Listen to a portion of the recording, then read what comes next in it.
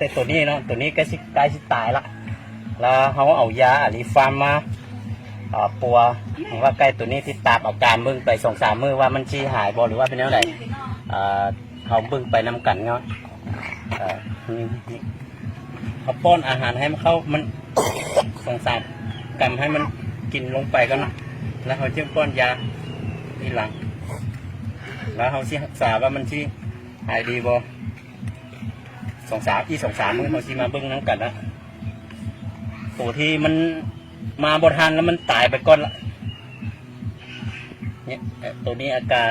เริ่มนักเข้าแล้วเนาะเริ่มกินบ่ได้อาหารละมิเตะป้อนเอาโอ้เสียดายขนาดเนาะไก่ตีบรรดาไอ้น้องชาวไก่ตีทุกคนเนาะไก่ที่หักของทานเนาะเป็นไผ่ก็เป็นห่วงคือกันยาแพงช่างใดเขาก็ซื้อมาปัวใส่ปอกเทียงแต่ให้มันหายเนาะแต่ว่าลงผิดลงทื่อมาตลอดก็บพุ่นโลห้านี่เนาะลงเอายาลีฟาร์มมาปัวรักษาตัวจริงให้ทุกคนเบิ่งว่ามันเป็นอะไรที่2-3 มื้อเขาจึงค่อยมาเบิ่งใกล้ตัวนี้ว่ามันสิตายหรือว่ามันสิยังอยู่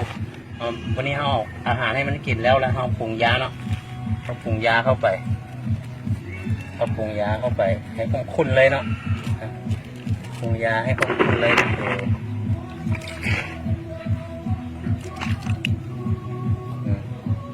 เอาปรุงยาให้คุ้นเนาะคุ้นเข้ากันปรุงยาให้คุ้นเข้ากันแล้วก็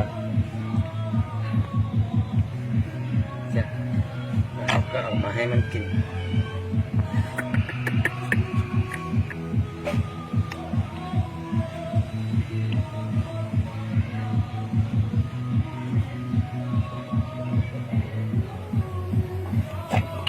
ขอเพียงแต่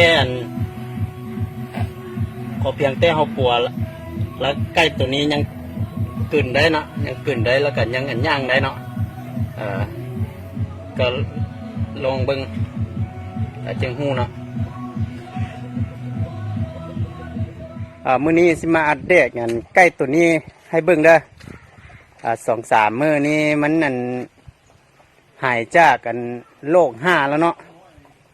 มันดีขึ้นหลายแล้วมันดีขึ้นหลายแล้วมันย่างแล้วมันกินอาหารแล้วมันกินอาหารตินเหนียงแล้วมันกินได้อาหารตินเหนียงแล้วถือว่ายาอะลิฟาร์มฮันป้องกันได้ใกล้ที่กำลัง